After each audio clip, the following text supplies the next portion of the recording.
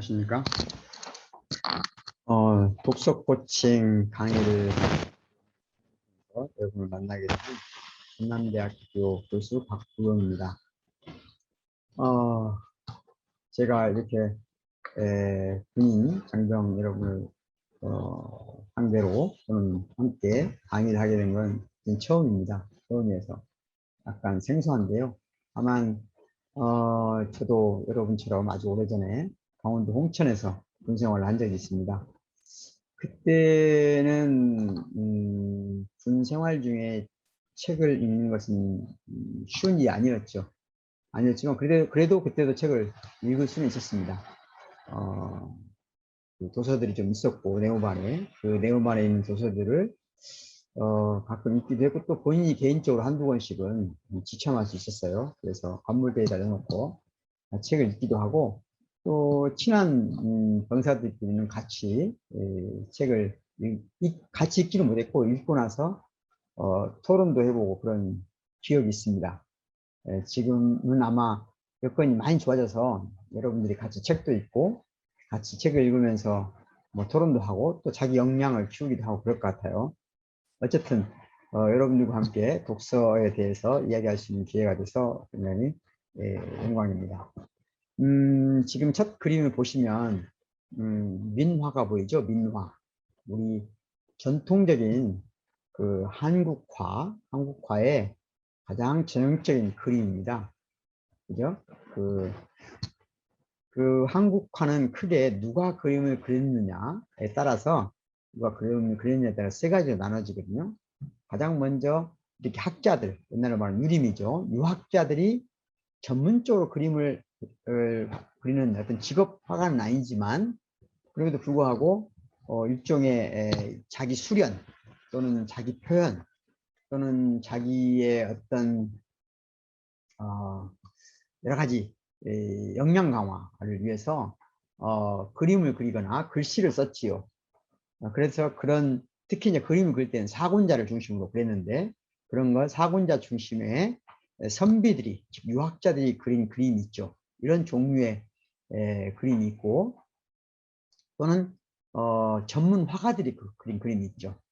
전문 화가들이 그린 그림이 있고 전문 화가도 아니면서 화가도 아니면서 또 사대부도 아닌 누가 그린지 정확하게 표기되지 않은 즉 그림을 그린 사람이 누구인지를 표기되지 않은 그렇지만 널리 유통되고 있는 그런 그림을 통틀어서 민화라고 합니다. 그래서 민화는 굉장히 높은 수준의 예술적 경지에 이른 그림도 있고 아주 세속적인 욕망과 바람 또는 소망을 단순히 그림 속에 담아낸 약간은 백성들끼리 쉽게 교환할 수 있는 그런 일종의 장식화도 있습니다. 장식을 위한 그림도 있습니다. 그래서 그런 그림들이 포괄적으로 민화라고 하는데요. 그 민화들 중에 책이 들어가 있는 민화도 굉장히 많은데 여기 보시는 것처럼 왜 책이 들어간 그림을 그렸을까요? 네, 책이란 뭘 의미했을까요? 네, 그런 생각을 함께 나눠보기 위해서 첫 번째 그림으로 이런 민화를 제가 여러분에게 보여주고 있습니다. 책거리 민화를 보여주고 있는데요. 책이라고 하는 건 뭘까요? 이 그림을 통해서 우선 이런 말씀을 제가 드려보고 싶어요. 인간으로 태어나서 한평생을 살다가 죽은 사람 중에 어마어마하게 많은 사람들이 살았겠죠. 그렇게 인간으로 태어나서 살다 죽어갔겠죠. 그 중에 책을 한 줄이라도 읽어본 사람이 몇 프로나 됐을까요? 요즘도 그런 사람이 있을까요? 책을 한 줄도 읽어보지 못하고 삶을 마감한 사람이 있을까요? 당연히 많겠죠. 흔히 우리는 그걸 문맹이라고 하죠. 글을 읽지 못하고 문맹이라고 하죠. 문맹. 예? 그러니까 책을 못 읽는다는 건 문맹이라는 건 뭐죠? 문화적 삶을 살지 못한다는 얘기예요. 가슴 아픈 얘기죠. 책을 못 읽는다고 문화적인 삶을 살지 못하는 건 아니죠. 물론 책을 못 읽고 독서를 못 하더라도 충분히 훌륭한 삶을 살다 가신 분이 많고 지금도 그러신 분이 많아요. 그럼에도 불구하고 글씨를 읽을 수 없고 책을 읽을 수 없다는 것은 가혹한 겁니다. 그렇지만 적어도 그런 우리의 선조들, 지금 우리가 아직도 살아계신 할머니, 할아버지들 또는 이 지구상에 많은 소외된 똑같은 우리처럼 똑같은 사람들 중에 책에 접근할 수 없는 사람, 그런 사람도 여전히 많다. 그러니까 책에 접근할 수 있다는 것은 조선시대 때는 그야말로 뭘 상징할까요? 양반, 선비, 그죠? 권력, 문화, 그죠? 그러니까 뭔가 다 좋은 것을 상징하는 거예요. 그죠? 네. 그러니까 이 책이 들어간 그 민화는 그 자체로 바람을 나타내고 있죠. 독서를 우리 여러분이 책을 읽을 때 꼭 그 생각을 해봤으면 좋겠어요. 이 지구상에 태어나서 살다가 죽어간 인류 전체 중에 지금 이 순간 내가 책을 읽는 것처럼 책을 읽다 간 사람이 아주 소수다.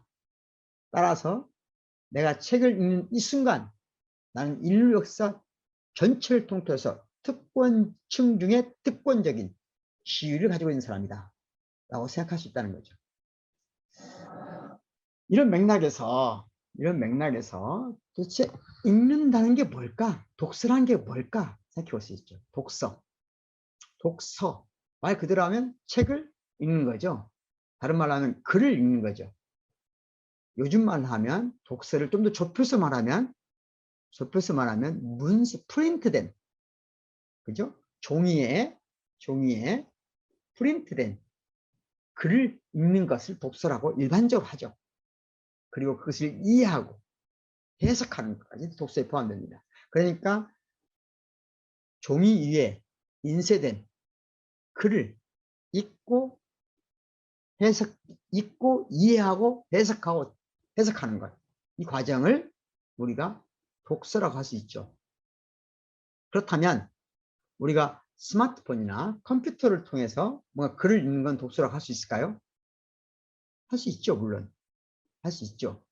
네, 저는 할 수 있다고 생각합니다. 그걸 좁게 보면 서가 아니기 때문에 독서가 아니라고 하시는 분도 있어요. 하지만 저는 어떤 방식으로든 어떤 매체를 통해서든 글을 읽는다. 책이 아니라 글을 읽는다면 그 자체가 독서라고 할 수 있다. 그리고 어떤 방식으로든 매체는 중요하지 않을 수도 있다. 어떤 매체를 통해서든 글을 읽으면 좋다. 그런데 문제는 어떤 글을 읽느냐가 문제겠죠. 그죠? 네, 그것이 문제일 것 같아요. 그러니까 매체가 뭐냐도 중요하지만 우선은 글을 읽는다는 것. 그죠? 왜 우리가 글을 읽어야 될까요? 왜 우리가 글을 읽어야 될까요? 도대체 생각해 보시자고요. 우리가 아주 오래전에 인류가 가장 최초로 기록을 남긴 것들이 있을 거 아니에요? 최초의 인류의 기록은 글씨가 아니에요. 그럼 뭘까요? 그림이에요. 인류 최초의 기록은 그림이란 말이에요. 그림. 그죠? 그림은 처음에 어디서 그랬을까요? 어디에 그 그림이 남아있을까요? 당연히 인간이 자연 속에서도, 즉 다른 동물과 유사하게 자연 상태에서 채집, 사냥, 채집, 사냥을 경작하지 아직 못하는 거죠. 경작할 수준에 이르지 못하고 채집을 하는 거죠. 열매를 채집하거나 식물을 채집해서 들판에 있는 걸 채집해서 산에 있는 걸 채집해서 먹는 시절, 그리고 다른 동물들을 사냥해서 생존을 유지하는 시절, 그때 인간은 대체적으로 동굴 주변에 살았다고 봐야 되겠죠. 그런데 이때 최초의 놀라운 일이 벌어진다는 거죠. 어느 누구도 사냥을 하지만 또는 채집을 하면서 그 채집 대상인 또는 사냥의 대상인 동물이나 식물을 그림으로 그린 사람은 없었어요. 대부분의 사람들은 그냥 지금 우리가 보는 동물들 세계에서처럼 채집과 사냥을 하며 살죠. 그런데 누군가 어떤 한 인간이 그림을 그리게 온 거예요. 지금 우리가 알고 있는 가장 오래된 동굴 벽화라고 알려져 있는데, 지금은 알타미르 동굴 벽화인데요. 물론 이게 최초인지는 아직 앞으로 역사가 쭉 진행되면서 새로운 발견들이 많이 있겠죠. 되겠죠? 어쨌든 최초, 가장 오래된, 최초란 표현보다는 지금 현재까지 발견된 동굴 벽화 중에서 가장 오래된 동굴 벽화라고 알려진 것이에요. 알려진 그림. 알타미르 동굴 벽화. 여기 보면 이런 동물들이 있죠. 누가 이 그림을 그리는 생각을 했을까요? 놀라운 거죠. 놀라운 거예요. 여러분 생각해봐요. 사냥을 직접 나가서 잘하는 사람, 사냥을 지도하는 사람, 사냥을 전투적으로 진두지휘하는 사람이 그 집단의 통치자, 지배자, 리더였겠죠. 아주 오래전 시절에는. 그런데 어느 날 누군가 사냥을 나가기 전에 같이 모여서 의기투합을 하는 의식을 할 수 있죠. 춤을 춘다든가 뭔가 뭔가 의기를 투합하는 뭔가 악수를 한다든가 뭔가 여러 가지 의식을 할 수 있죠. 거기까지도 동물들도 해요. 아프리카 늑대들의 경우는 춤을 춥니다. 빙빙 돌면서 사냥 나가기 전에 일정한 의식이 있는 거죠. 그러니까 동물들도 사냥을 하기 위한 일정한 의식이 있어요. 그렇지만 어떤 동물도 자기가 사냥할 동물을 그림을 그리지 못하죠. 그런데 머릿속에 떠올리질 수 있지 않을까요? 호랑이가, 예를 들면 사자가 오늘 사슴을 사냥한다 했을 때 사슴에 대한 이미지를 머릿속에 떠올릴 수는 있겠죠. 머릿속에 떠올리면서 그걸 잡을 생각을 할 수 있겠죠. 그 사슴을 잡을 어떤 희망을 품을 수 있겠죠. 하지만 머릿속에 그려진 것, 이걸 표상이라고 하거든요. 머릿속에 그려진 것, 머릿속에 떠오르는 것, 이 표상된 이미지를 동굴 벽에다 그릴 수는 없죠. 이건 놀라운 차이고 놀라운 변화입니다. 인간이 동물의 세계와 가장 멀리, 가장 완벽하게 동물의 세계와 분리되기 시작한 첫 번째 가장 혁신적이고 가장 혁명적이고 가장 놀라운 인간의 행위가 뭐냐? 표상된 이미지를 벽에 그린 거예요. 최초에 누군가 머릿속에서 포상된 이미지를 벽에 그린 그 사람, 누군지 모르죠. 한 사람일 수는 없죠. 여러 조금씩 발전했을 테니까. 그 조상들이 오늘날 우리의 삶, 즉 문화적 삶의 출발점이죠. 그러니까 바로 그 그림을 그릴 수 있었던 바로 그 사람, 그림을 그릴 수 있던 사람, 그러니까 소를 사냥하는 사람하고는 질적으로 다른 거예요. 사냥할 소를 동굴 벽에 그릴 수 있다는 것은. 동굴 벽에 사냥할 소를 그릴 수 있는 사람은 그걸 그릴 수 없는 사람보다도 훨씬 놀라운 수준의 사냥 능력을 보일 수 있습니다. 당연하죠. 그래서 그가 당연히 동굴에 소를, 말을, 양을, 기타 사냥할 대상이 된 짐승들을 벽에 그릴 수 있는 사람이 인류의 역사를 리드해온, 진정한 의미에서 리더라고 할 수 있죠. 놀라운 혁명이죠. 그 그림이 점점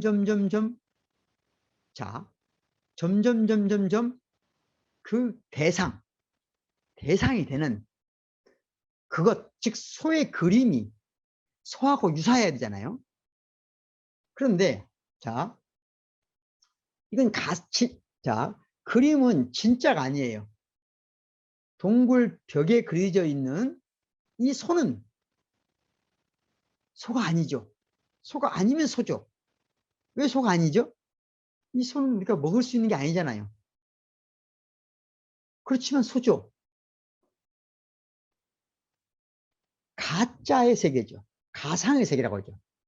지금 여러분하고 나하고 만나는 이 세계도 가상세계예요. 진짜 세계가 아니죠. 가상이라는 이 이미지를 통해 만나잖아요. 이 가상세계가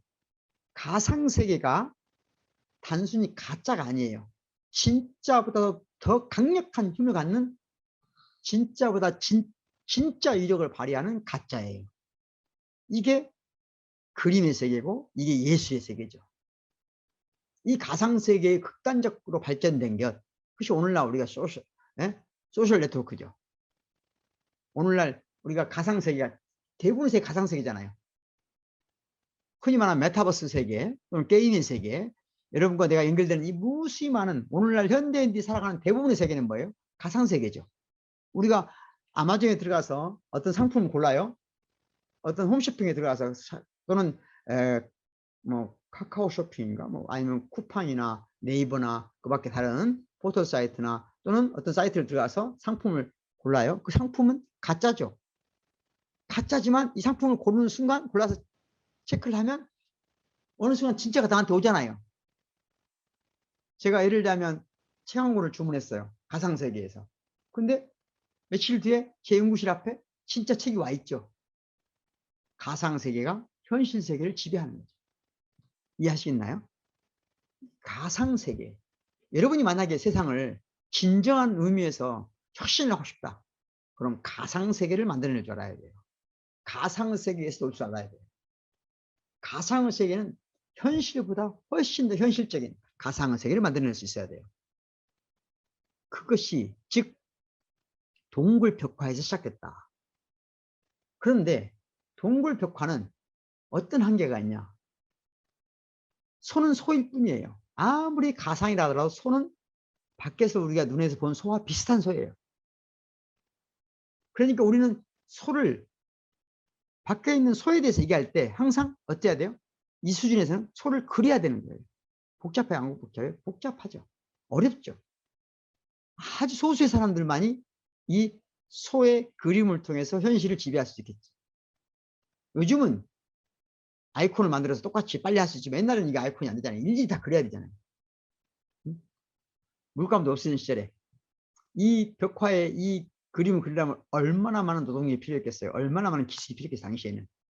지금은 아무것도 아니지만. 그러면 이걸 좀 더 쉽게 이 가상세계를 쉽게 단순화시키는 방법이 있겠죠. 최대한 단순화해서 사람들 사이에 밖에 나가서 우리가 오늘 잡아야 될 것을 단 두 마디로 한마디로 단순화시켜서 교환할 수 있겠죠. 그게 언어 세계죠. 그림의 세계에서 언어 세계로 또 한 번의 혁명적 전환이 일어나야 되겠죠. 소 그럼 끝나는 거예요. 소, 말. 오늘 사과를 채집해야 돼요. 사과. 얼마나 단순해요.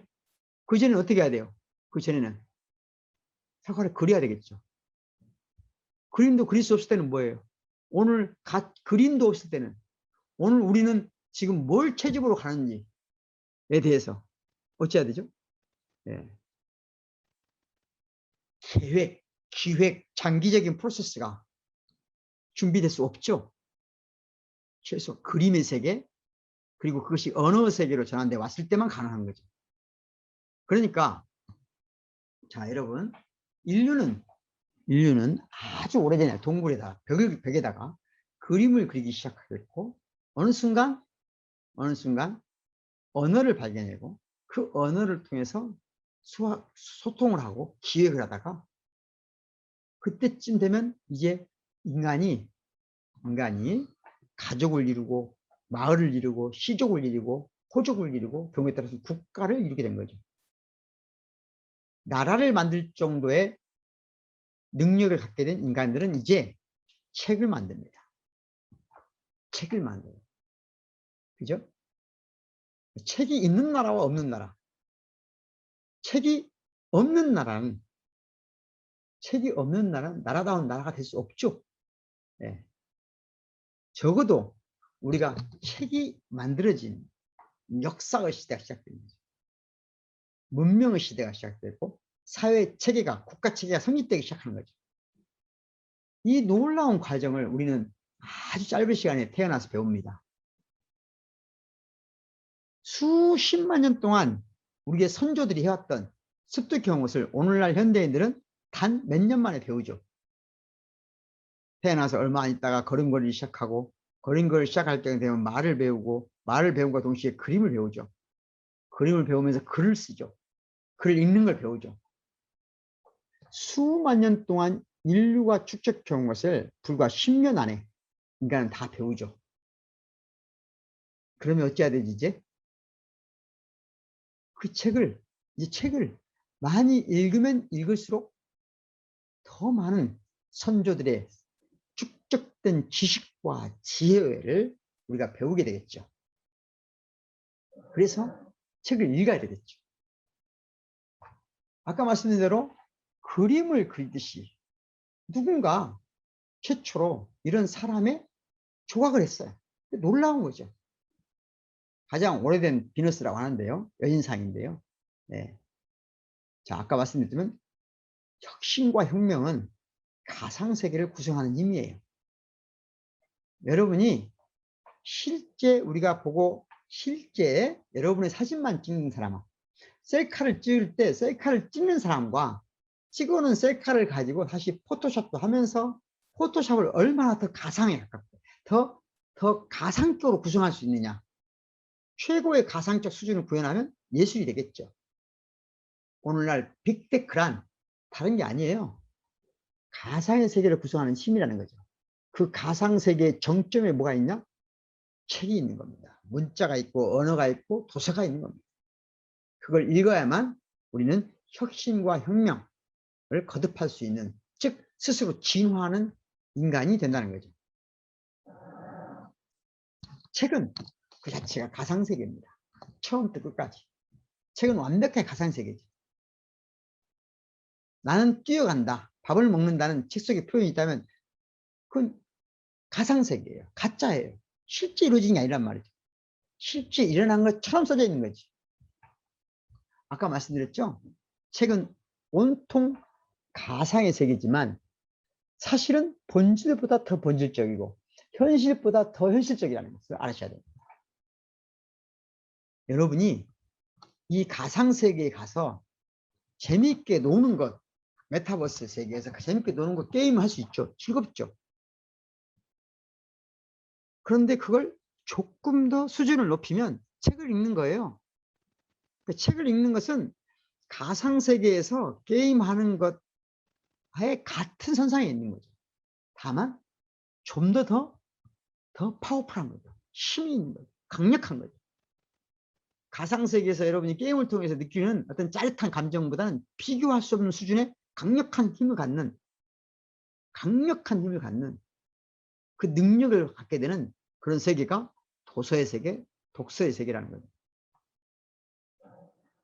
그래서 가상은 본질보다 더 본질적이다. 이건 철학자 헤겔, 게오르그 위렐름 프리드리히 헤겔이라는 독일의 철학자가 한 말입니다.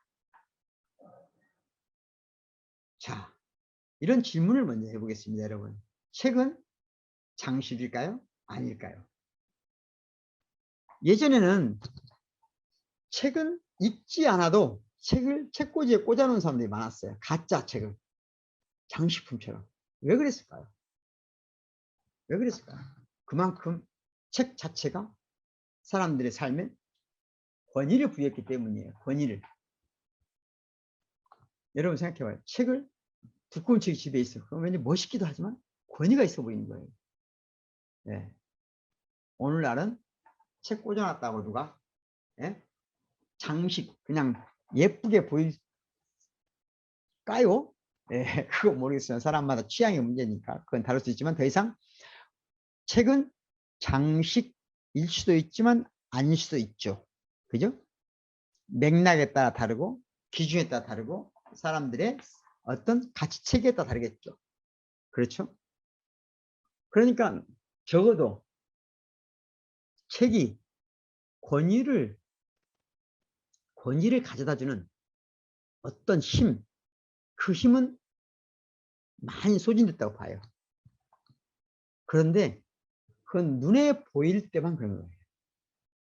아직도 세상을 지배하고 통제하고 관리하고 리드하고 혁신을 앞장서서 하는 사람들은 모두가 책을 읽는 사람, 그것도 많이 읽은 사람들이 하는 거예요. 책을 읽는다는 것, 다시 말하면 공부죠. 독서. 그래서 독서가 반드시 저는 책만을, 종이책만을 가르치는 건 아니라고 그랬잖아요. 그러니까 어쨌든 책을 읽는 거다. 예. 책은 주체일까 매체일까 말이 어렵죠, 여러분. 책이 뭔가를 우리를 변화시키나요? 책을 통해서 우리가 변화하나요? 예전에는 이 두 말 다 가능해요. 책을 읽어보면 책이 나를 마치 책이 세상을 변화시킬 수가 있죠. 위대한 책들은 책이 세상을 변화시키죠. 그 책 때문에 세상에 무수히 많은 일들이 벌어질 수 있죠. 그런 맥락에서 보면 책은 주체죠. 그죠? 여러분 삶에서 여러분의 삶 자체를 바꾼 책이 있는지 모르겠어요. 저에게는 그런 책이 많죠. 저는 연구자니까 연구자라고 하는 삶에 들어서게 만든 책, 또 제 삶의 태도를 근본적으로 바꾼 책, 바꾸도록 유도한 책, 이런 수많은 책들이 있잖아요.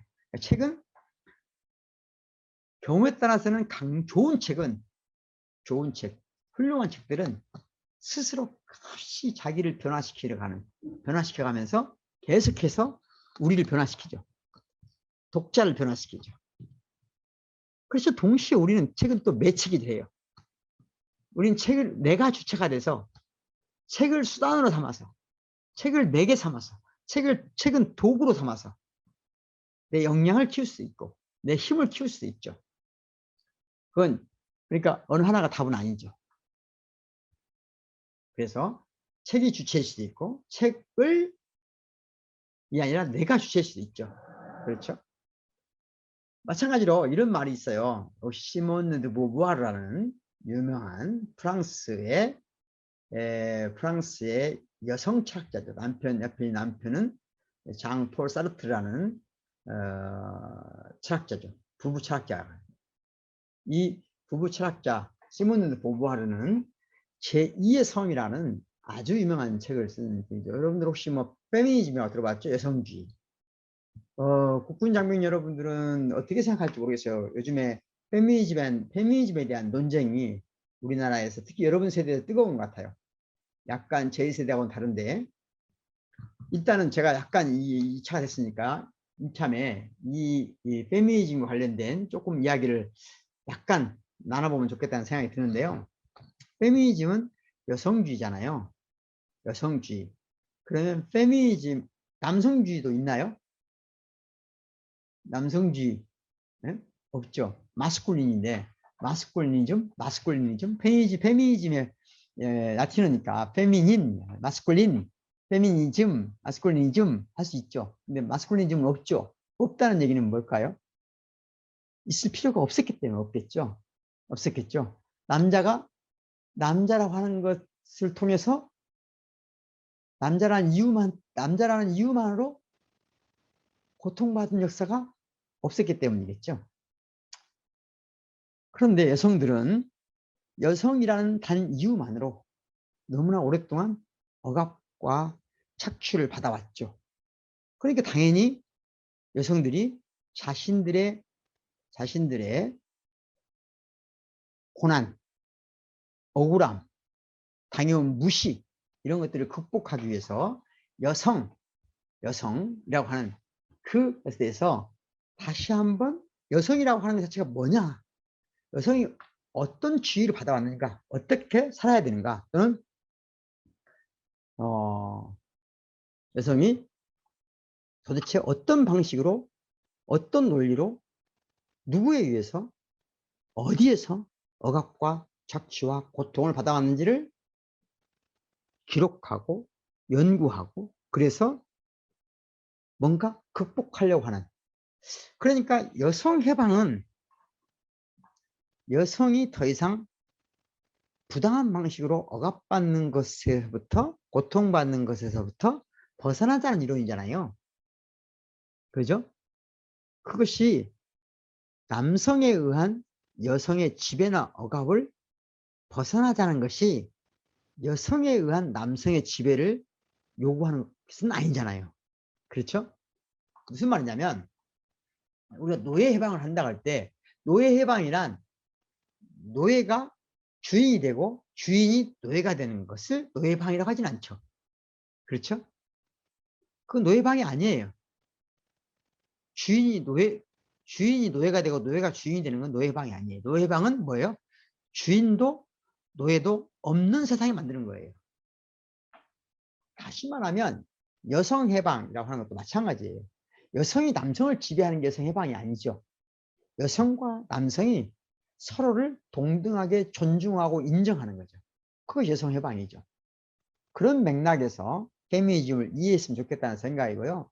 그런 맥락에서 페미니즘은 그렇지만, 그렇지만 현실은 어쩌겠어요?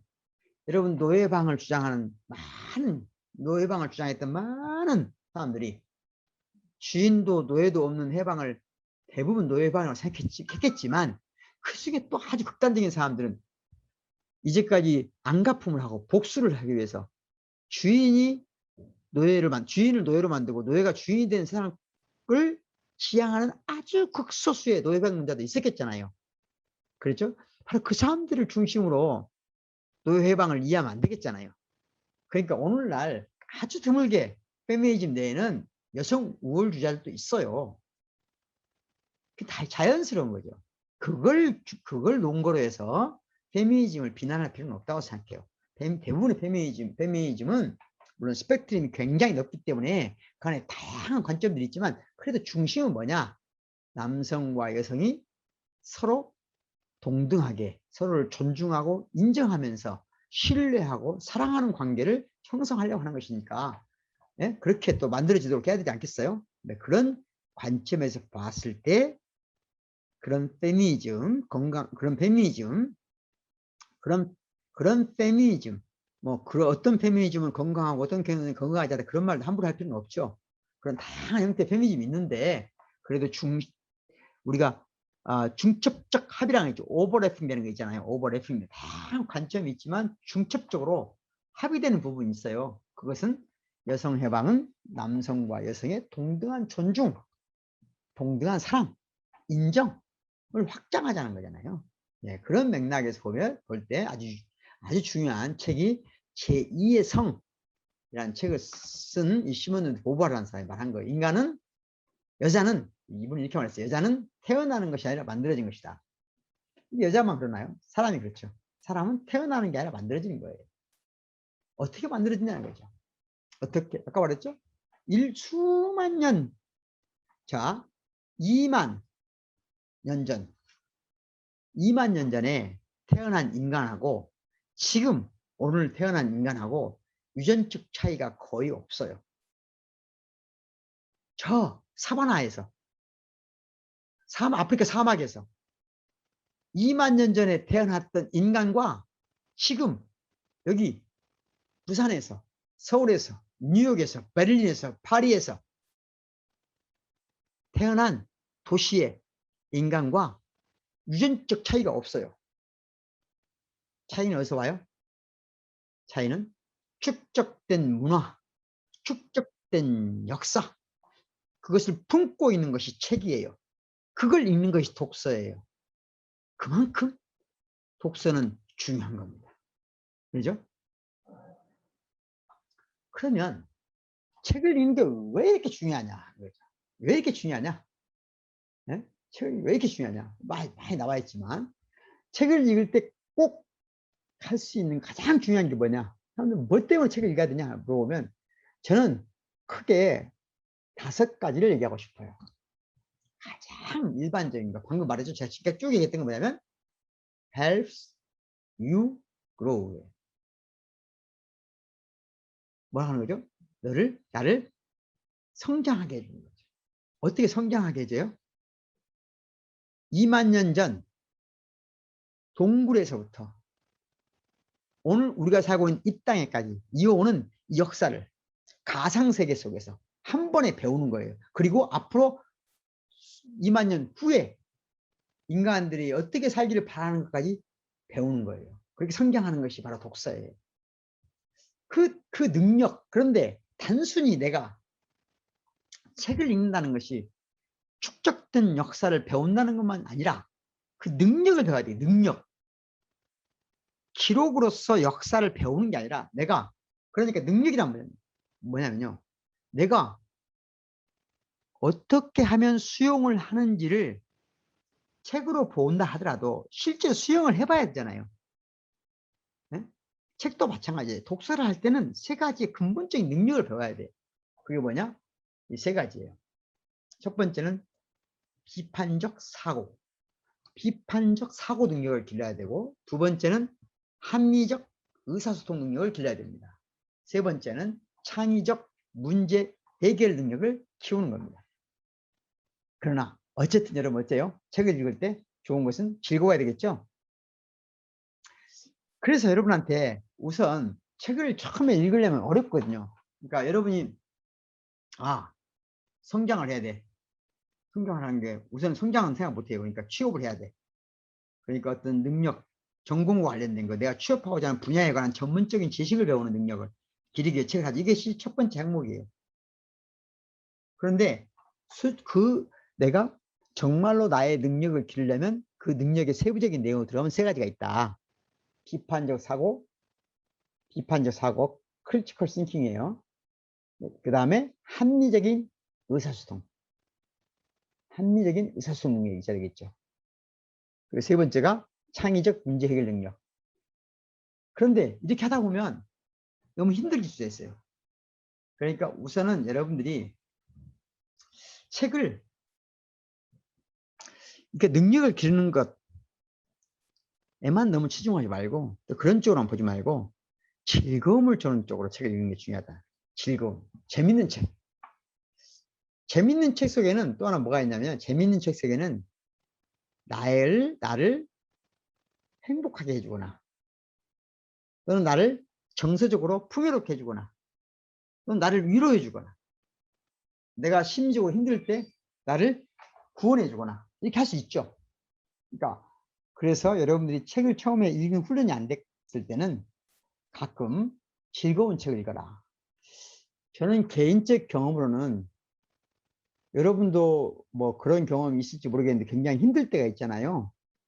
우리가 어떤 계기를 통해서 힘들 때가 있고 어떤 예를 들면 상처를 받아서 또는 시련을 당해서 여러 가지 이유 때문에 아주 정서적으로 힘들 때가 있어요. 그럴 때 저한테 정말 힘들 때예요. 보통 힘들 때가 아니고 정말 힘들 때 가장 큰 도움을 주는 것은 저는 소설책을 읽을 때인 것 같아요. 소설책을 읽을 때. 그게 저는 예를 들면 운동을 좋아하는 특히 테니스를 좋아하거든요. 테니스를 치다 보면 어려울 때 그 순간 그 스트레스가 사라지거나 망각되긴 하지만 그렇지만 정말로 힘들 때는 테니스도 못 쳐요. 정말로 절망적인 상황에서는 저 같은 경우는 소설에 도움이 되는데 여러분들한테는 뭐가 도움이 될지 모르겠어요. 수필이 그것도 경우에 따라서는 또 영화를 보는 것도 좋죠.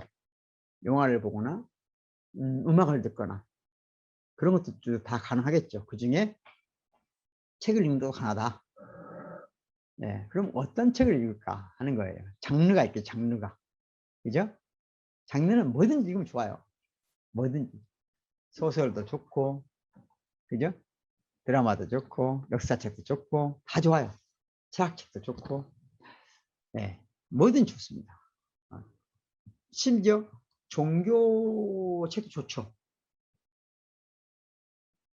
그죠? 또 다른 사람이 전기를 읽어도 좋고 뭐든 좋다. 네, 한마디로 말하자면 재밌는 것부터 읽어라. 쉬운 것부터 읽어라. 네, 부담 없는 것부터 읽어라 하는 거죠. 우리가 살고 있는 시대를 4차 산업혁명 시대라고 하잖아요. 그죠? 4차 산업혁명 시대. 그러면 4차 산업혁명 시대의 가장 상징적인 것들이 뭐예요? 이렇게 나와있죠. AI가 있죠. 3D 프린팅이 있죠. 비오테크가 있고, 로봇이 있고, 그죠? 전기자동차를 비롯한 이런 나노 테크놀로지가 있죠. 네? 사물 인터넷 이런 것도 있죠. 이런 다양한 혁명이 있는데 4차 산업혁명이 글쎄요. 예. 글쎄요. 4차 산업혁명 시대에 우리가 독서란 게 어떤 걸까? 이런 생각 해볼 수 있잖아요. 여러분들 유튜브 같은 거 보시잖아요. 저도 유튜브 잘 보거든요. 유튜브 보는 것하고 독서하고 뭐가 다를까요? 저는 어느 하나가 무조건 좋고 나쁘다고 생각하지 않아요. 유튜브를 통해서 독서에 도움을 받을 수 있죠. 왜냐하면 유튜브에서 책 읽어주는 것도 있거든요. 저는 그런 거 좋다고 생각해요. 유튜브에서 영화 보는 것도 좋죠. 유튜브나 그 밖에 다른 여러 가지 넷플릭스나 이런 걸 통해서. 그런데 저는 그것만 하는 건 좋지 않다고 생각해요. 어느 한 가지만 하는 것보다는 유튜브를 통해서도 책을 보듯이 책을 통해서 유튜브에 대해 생각해 보는 것도 가능하죠. 그래서 조금 더 넓은 시야를 가질 필요가 있는데요.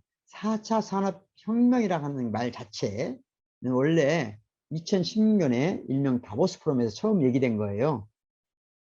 그죠? 그래서 4차 산업혁명이 할 때는 기본적으로는 이제 세계 시민국가가 이제 일국주의가 아니라 다국주의, 세계 시민민주주의, 세계주의에 대한 어떤 시야를 가져야 된다고 하면서 시장을 만병통치약이라고 보지 않고 오히려 세계 기업 시민들, 기업이 이제 기업 간 경제민주주의 또는 그런 세계에 대한 지향성을 한마디로 4차 산업혁명을 뭐 기술적 혁명으로 보지 않고 가치혁명이라고 말하면서 만들어진 말이다. 예. 그래서 4차 산업혁명은 가치혁명이 되어야만 한다. 이런 말도 있는 거예요. 자, 가치. 무엇이 변했을까요? 무엇이 변했을까요? 4차 산업혁명을 통해서. 우리가 흔히 말하는 대로 4차 산업혁명을 통해서 우리는 더 많은 걸 알고 있을까요? 4차 산업혁명이 되니까 더 많은 걸 알게 되었을까요? 더 많이 아나요, 우리가? 옛날 3차 산업혁명 시대 사람들에 비해서 3차 산업은 기술과 정보, 지식 기반 경제를 말하잖아요. 응? 산업 경제. 그러면 더 많이 알게 되었을까요? 우리가 더 많이 알게 되었을까요, 여러분? 여러분이 예를 들면 지금 4차 산업혁명 시대에 살고 있는 여러분이 3차 산업혁명 시대에 산 저희 세대보다도 더 많이 알게 있을까요? 많이 아는 사람도 있고 적게 아는 사람도 있겠죠. 중요한 것은 4차 산업혁명 시대에는 메모리가 중요하지 않다는 거예요. 메모리가 중요한 게 아니에요. 뭐가 중요해요? CPU가 중요하다. 이게 무슨 말이냐면요. 여러분 우리가 아주 오래전에 저는 1988년도에 처음 컴퓨터를 봤어요. 직접 눈앞에서. 그리고 88년 말 9년 초 정확하진 않은데 그해 겨울에 처음으로 컴퓨터로 뭔가를 해봤어요. 작업을 해봤죠. 간단한 작업들을. 그때는 흔히 말하는 대로 XPAP라는 형태의 컴퓨터였는데요. 도스를 사용하고 지금까지 윈도우가 마이크로소프트의 윈도우가 나오기 전이죠. 상용화되기 전이죠. 도스로 명령어를 직접 화면 속에 넣어서 흑백에서 쓰던 그런 컴퓨터였는데요. 그때는 컴퓨터가 그렇게 많은 정보를 짧은 시간 내에 처리하는 시스템을 갖고 있지 않았어요. 그러니까 정보를 처리하는 것보다 정보를 축적하는 게 더 중요했어요. 마치 우리가 뭔가를 많이 지식을 많이 알고 있는 게 중요한가요? 아니면 어떤 상황에서 문제를 해결하는 능력이 중요한가요? 능력이 중요한가요? 지식의 소유량이 중요합니까? 아니면 문제를 해결하는 능력이 중요한가요? 네, 둘 다 있으면 좋죠. 그런데 4차 산업혁명 시대에 가장 중요한 변화는 뭐냐? 지식의 소유량, 메모리는 덜 중요해졌다는 거예요. 왜 그러죠? 여러분 모르는 게 있으면 어떻게 하면 돼요? 물어보면 되죠. 누구한테? 네, 그래요. 검색하면 돼요. 컴퓨터에 검색하면 다 나와요. 애지간한 걸. 애지간한 건 다 나와요. 그죠? 여러분 나움이나 네이버를 통해서 검색에 만족하지 못하면 계속해서 구글을 통해 검색해보고 유튜브를 통해 검색해보고 막 검색을 해보잖아요. 그러면 애지간한 지식은 다 나와요. 상상도 할 수 없는 지식이 나와 있어요. 실생활에 직접 쓸 수 있는 지식부터 아주 고도의 높은 지식까지. 저는 예를 들자면 아주 오래된 책, 우리 대학 도서관이나 우리나라 도서관에 없는 책들도 지금은 구글에서 검색이 가능합니다. 놀랍죠? 몇백 년 전에 쓴 예? 이탈리아의 어떤 도서관, 독일의 어떤 도서관에서 도서관에 보관하고 있는 책이 지금 볼 수 있어요. 구글을 통해서. 놀라운 세상이니까. 그러니까 메모리가 중요한 게 아니고 뭐가 중요하다? CPU, 정보 처리 능력이 중요하다는 거예요. 컴퓨터 값을 결정하는 것도 지금은 CPU죠. 그죠? 네. 뭐가 변했냐? 문제 해결한 능력, 정보 처리 능력. 이 중요했지 정보의 양이 중요한 게 아니다. 그러면 우리가 이제 지식의 양보다는 지식을 처리하는 능력이 중요하다고 그러는데 그러면 우리가 살고 있는 세상은 좀 더 자유로워졌을까요? 4차 산업혁명 시대 좀 더 자유로운가요, 여러분? 네, 자유란 게 뭘까요? 이건 너무 어려운 주제죠, 사실은. 자유란 대단히 어려운 주제입니다. 제가 자유에 대해서 지금 연구를 하고 있고 내년 정도에 책을 내려고 생각하고 있는데요. 자유란 말 자체가 굉장히 어려워요. 저는 자유란 굉장히 소중한 개념이라고 생각하는데 문제는 어려운 개념이라는 거예요. 저희가 지금 화면에 이름을 정확히 써주면 좋겠다는 생각이 들어서 한번 써볼게요. 안 바뀌네요.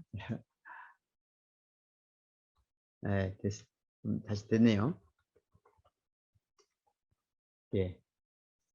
생각해보니까 제가 저를 많이 소개 안 했네, 처음에. 저는 아까 말한 대로 대학 교수고요. 철학과 교수예요. 전남대학교 철학과 교수고요. 주로 법 철학, 정치 철학, 사회 철학. 그러니까 법과 사회와 정치 이 분야에 전문적인 연구도 하고 교육도 합니다. 그리고 또 한 분야가 미학, 예술에 대해서도 교육하고 연구합니다. 네, 요즘에는 특히 시민 교육에 관심이 많아서 광주에서 광주 시민자유대학을 뜻을 함께하는 많은 시민들과 함께 설립해서 함께하고 있습니다. 예. 그래서 제가 이제 말 들어보시면 이 전라도 말이잖아요. 이제 사투리가 들어있는데, 네, 저는 사투리가 우리가 지금 사투리를 쓰는 게 어떤 사람 싫어할 수 있죠. 약간 싫어할 수 있는데 저는 일부러 안 쓰려고 할 필요는 없다고 생각해요. 뭐 언어란 다양할수록 좋은 거잖아요. 그죠? 우리가 똑같은 한글을 쓰지만 조금 다양하면 좋지 않을까요? 다양성이 인정되고 존중되고 서로 다양한 조금은 톤이나 이런 것들이 서로 아름다운 하모니를 이룰 수 있다고 생각하는 건 좋은 것 같아요. 네. 자, 박구용 교수란 말 잘 써놨네요. 예. 다시 좀 돌아가 보면 여러분,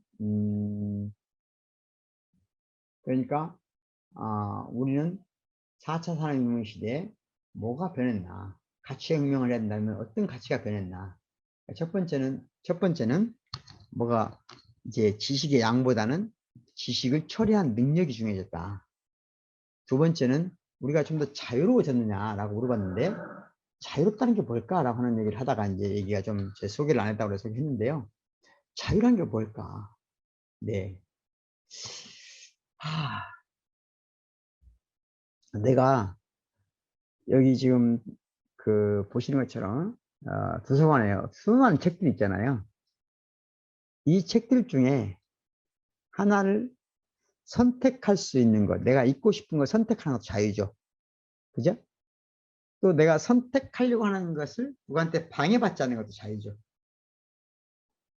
그러니까 누군가 방해하지 않는 거예요. 내가 책을 읽는 거에 대해서. 어떤 책을 읽을지, 어떤 방식으로 읽을지, 어디에서 읽을지, 그걸 다른 어떤 사람의 간섭도 없이 내가 스스로 선택할 수 있다면 그게 자유로운 거죠. 그죠? 간섭은 없는데 선택은 없어. 그건 자유로울까요? 그러니까 누구도 내가 책 읽는 걸 어떤 책을 읽고 어디서 읽고 어떻게 읽는지에 대해서 간섭하지 않는데 실제로 나는 아무것도 안 해. 간섭은 없지만 선택하지도 않고 행위하지도 않아. 그 자유일까요? 네, 그 자유긴 하죠. 굉장히 좁은 의미의 자유죠. 굉장히 소극적인 자유죠. 네? 굉장히 협소한 자유죠. 이걸 전문적인 용어는 소극적 자유라고 그래요. 소극적 자유. 네, 그러니까 방해받지 않는 거죠. 그렇지만 자기가 뭘 하는 건 아니에요. 방해받지 않는다는 의미에서만 자유예요. 네, 이런 자유, 즉 방해받지 않는 자유. 선택을 하지 않지. 선택을 내가 뭘 하든 방해받지 않는다는 거 거기까지만 자유를 얘기하는 거 소극적 자유고, 자유는 거기에서 멈춰야 된다. 자유는 거기까지다. 어떤 경우도 간섭하지 않는다는 것만을 강조하는 것. 그런 자유를 소극적 자유라고 하고, 그 자유에 대한 배타적 우선성을 주장하는 것을 신자유주의라고 그래요. 고전적 자유주의도 하지만 신자유주의. 아니야. 자유란 방해받지 않는 것은 물론이고 간섭받지 않는 것도 중요하지만 더 중요한 건 나 통제받지 않는 거야 라고 말할 수 있겠죠. 통제받지 않는 거, 지배받지 않는 거, 무시당하지 않고 내가 실제로 뭔가를 선택하고 참여하고 구성할 수 있는 거야. 자, 라고 말하는 것이 진정한 자유야 라고 말하는 사람도 있겠죠. 그렇다면 4차 산업혁명 시대에 자유는 확대될까요? 늘어나야 될까요? 즉 적극적인 의미에서 자유로 확장시켜야 될까요? 좀 더 소극적인 의미로 축소시켜야 될까요? 네, 여러분이 생각해 보시기 바라겠습니다. 답은 없습니다. 네, 문제는 이 세상이 4차 산업혁명을 통해서 그 자체로 공정해지나요? 컴퓨터는 우리에게 모두 예전엔 상상도 못한 세계에 진입할 수 있게 해주죠.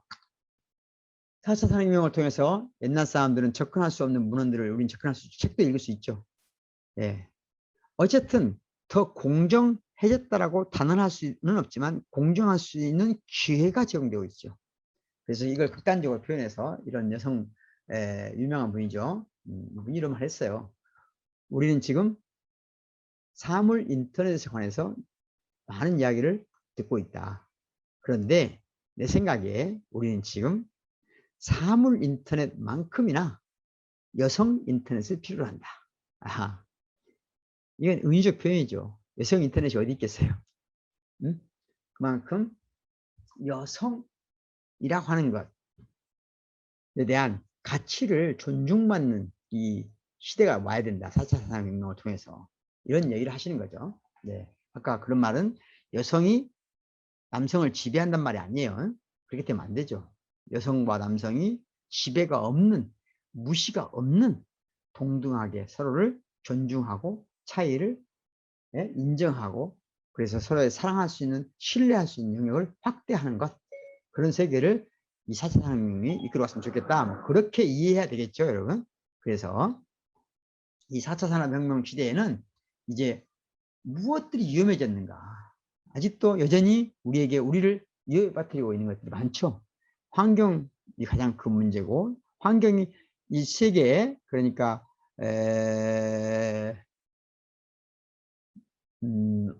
좀 시간이 된 거긴 한데요. 그러니까 50명의 노벨상 수상자들에게 물었어요. 노벨상을 받으신 분들한테 인류의 미래를 위협하는 게 뭐냐? 가장 많은 답이 인구 증가와 환경 파괴라고 했어요. 기후 문제 같은 것들이죠. 두 번째가 원자력 발전. 그 다음에 예, 아픈 거죠. 그 다음에가 이제 에고이즘이에요. 혼자 있는 거, 무시하는 것. 네? 그 다음에 테러리즘 같은 것들이죠. 심지어 AI도 위험하다, 불평등, 페이스북 위험하다고 하시는 분도 있었어요. 글쎄요. 그냥 재미로 생각해 보시기 바라겠습니다. 우리가 살고 있는 세상은 더 아름다워졌을까요? 네. 스마트 시티에 대한 이야기가 많죠. 네. 스마트 시티. 더 아름다워졌죠. 네.